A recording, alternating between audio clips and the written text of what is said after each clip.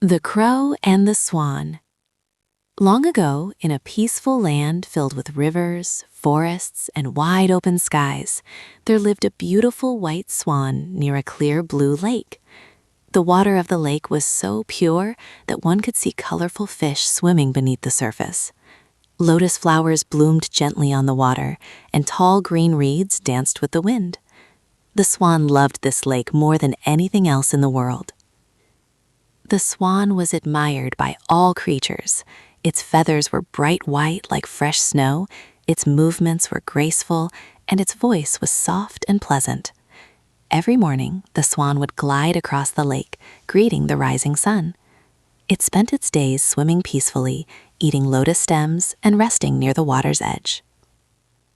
Not far from the lake lived a black crow in a dry, dusty area.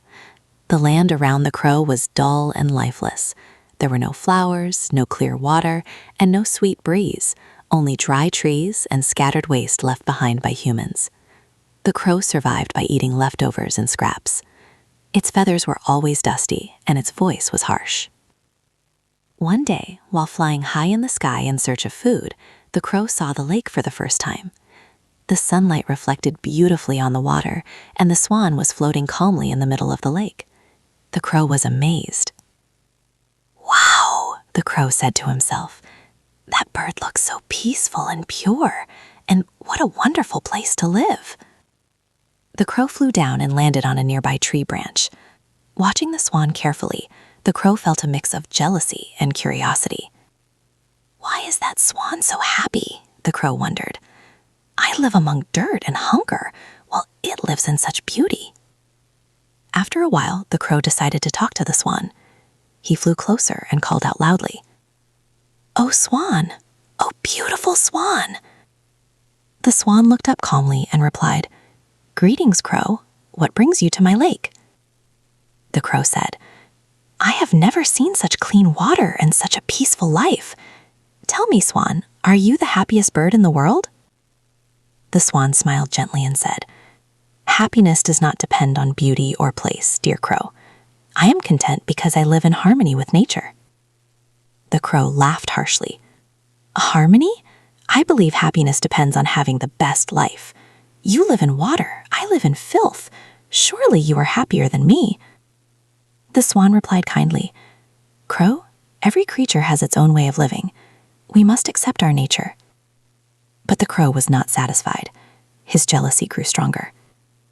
"If living in water makes you happy," the crow said, "then I can live in water too. I will become just as happy as you."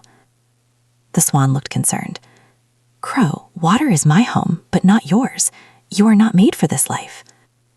But the crow was stubborn. "I don't believe you. Watch me." Without thinking further, the crow jumped into the lake. At first, he tried to float, but his feathers became heavy as they absorbed water. He began to flap his wings wildly.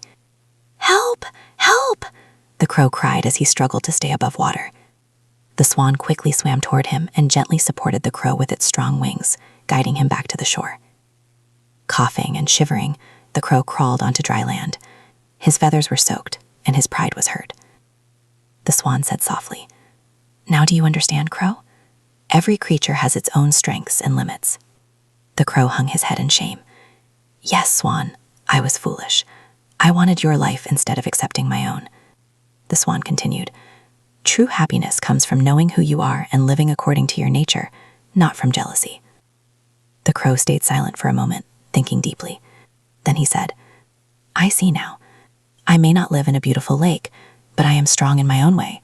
I can fly long distances and survive where others cannot." The swan smiled. "That is wisdom, crow." From that day on, the crow stopped comparing himself to others. He returned to his land with a new understanding. Though his surroundings were not beautiful, he learned to find satisfaction in his abilities and freedom. The swan continued to live peacefully in the lake, grateful for its life. Both birds learned an important lesson that day, that happiness comes from acceptance, not comparison.